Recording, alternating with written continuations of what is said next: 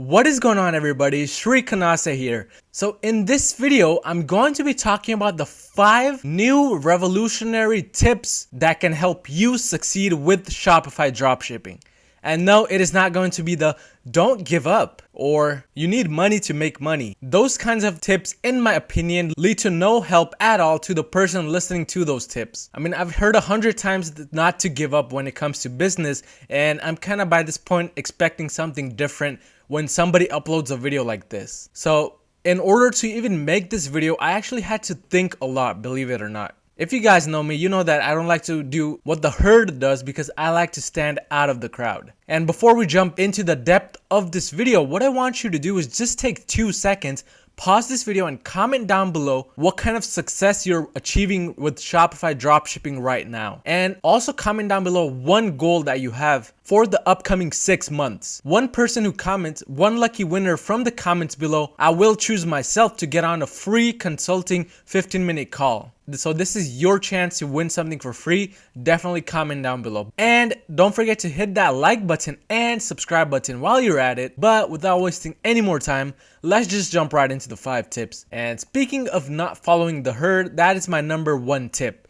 And it is don't follow the herd. Now you may be asking me, what does that exactly mean? Well, when I say don't follow the herd, all I'm saying is that don't do exactly what the Shopify so-called gurus tell you. You know, you don't even have to listen to me, what I say on my YouTube channel, but you have to keep in mind one thing. Just like you, there are hundreds and thousands of other people who want to start dropshipping. And where are they getting all their information from? You guessed it right, from these so-called Shopify gurus. So at this point, every single person is doing exactly what all of these Shopify gurus say. And the worst part about this is that a lot of these Shopify gurus don't practice what they preach, meaning they haven't gotten results themselves saying the stuff that they say on their YouTube channel, which is actually sad. But unfortunately, it is the truth for many of these gurus. But the worst part is when you start following what they say, you're just joining all of the sheep or the other people who are trying to get into dropshipping, and they're doing the exact same thing, just following step by step what these people teach. So in order to kind of not follow the herd, you want to find ways to stand out of the crowd.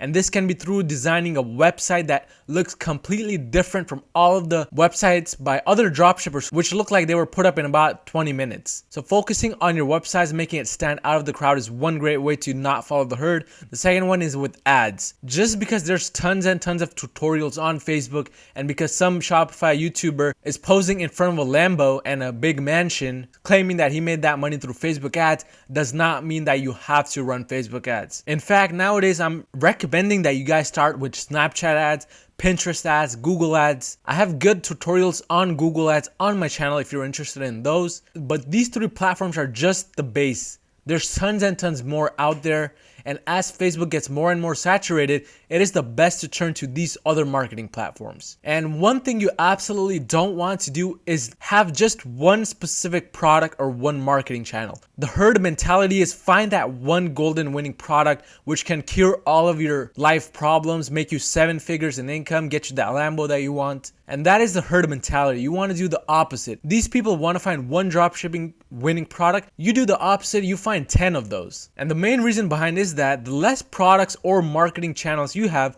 the more exposed you are. Because just because that one product is selling today does not mean it will still sell tomorrow. I went through this phase as well in my life where my first winning product stopped selling, and oh boy, I can tell you a lot of deep stories about that time. But along with that, you don't just want to rely on Shopify to sell your products. There's Amazon, eBay, Etsy. In fact, I started my own dropshipping journey on eBay. So don't just focus on Shopify. Always be sure to diversify whether it comes to products or marketing channels. But moving on to our second tip, which is the 80-20 rule. Now this is a very, very famous rule that I got from reading one of the books. But what this means is that 80% of your effort will yield 20% of your results. And one great example for this is my own YouTube channel.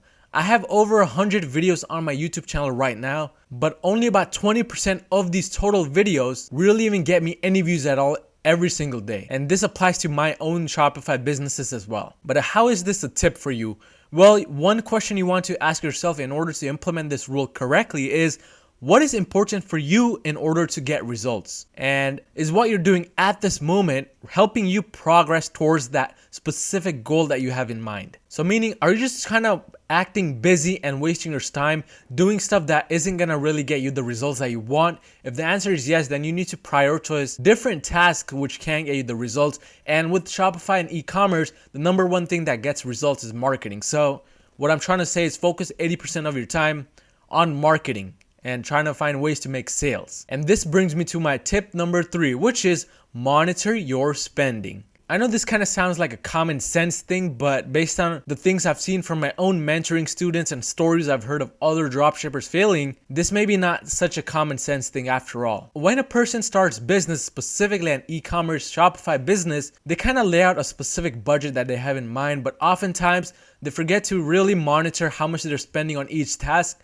And before you know it, they're already out of their budget within a few days to weeks. So in order to battle this effectively, what you want to do is allocate a specific budget and track every single penny that goes out of your bank account for your business. What I found this does is that when you allocate a specific budget, you kind of get inside the mentality and mindset that, okay, this is the budget that I have. Maybe it's $500, $1,000, $2,000.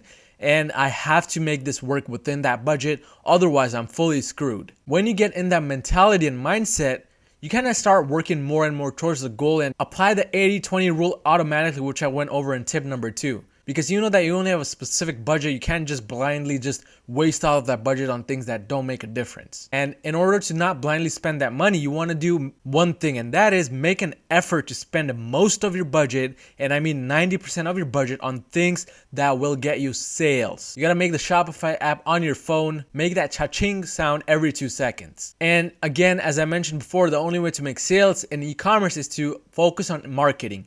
I see a lot of people just spend over $1,000 when they're not even getting any results at all, making their website fast, hiring a personal professional developer to design a beautiful website. And don't get me wrong, that's really, really important too. But when you have only about $1,000 or $500 to invest into the business, those aren't your first priority. You should be doing the website designing and all of the other stuff by yourself and investing majority of that $1,000 into advertisements and marketing. And another important part of this entire tip is that you want to not put all your eggs in one basket.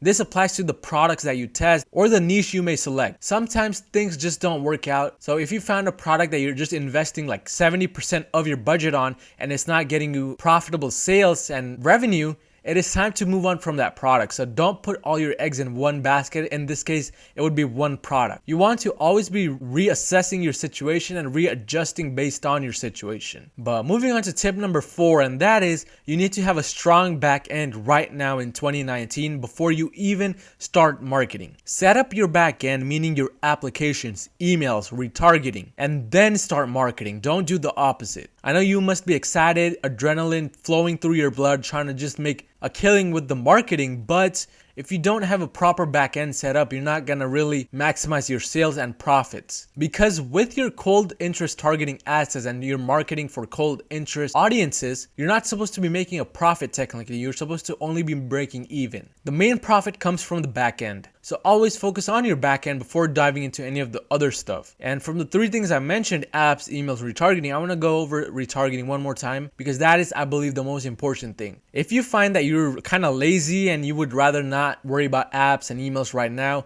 then one thing I want you to 100% focus on is retargeting. For retargeting, at least set up dynamic retargeting ads segmented by specific days. And if you're kind of lost as to what I'm even saying, click the link that popped up right above my head on the top right to watch my retargeting video. But you want to be segmenting your retargeting audiences by 3 days, 5 days, 7 days, 14, etc. You may be thinking, why would I want to waste money on retargeting when I don't even have any traffic to my website yet? Well, the beauty about retargeting is that retargeting ads don't spend a single dime until the audience populates and people actually visit your website. So even if you set up your retargeting ads, put it at $1,000 budget, it's gonna spend $0 until you start getting traffic from your cold audience ad sets onto your website.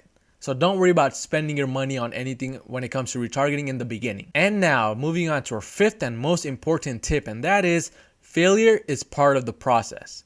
Now, before you exit out of the video, just listen to this till the end. In the society that we live in, and specifically those online gurus who pose in front of those Lambos and mansions and claim that they got success within 30 days, it kind of seems as if that you're worthless. You have no value in this world if you fail. And that is absolutely 100,000 feet away from the truth. If you have watched my 400K success story, you know that I failed 2 Shopify stores and lost all my money before I found the success. Literally, my bank account went to $0 and I was on the brinks of depression at that time. But you have to understand, and this is really important, failing is part of the entire process. The earlier you get this inside your head, the better it is going to be for you. If you fail, don't worry, it is not the end of the world. What you want to do is figure out what made you fail and then do the opposite of that. Remember to have consistency with whatever you do. The biggest tip of all is consistency, because without consistency, you're gonna not make any type of progress. So just because you fail once,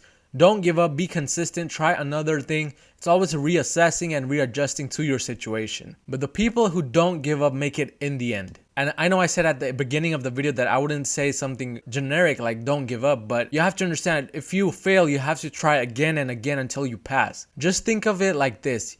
You have no other option besides succeeding. But those were the top 5 tips that I have for you when it comes to achieving success with Shopify dropshipping. If you found value in that video, don't forget to smash that like button down below to please the YouTube gods, and subscribe while you're at it, and I'll see you guys next time.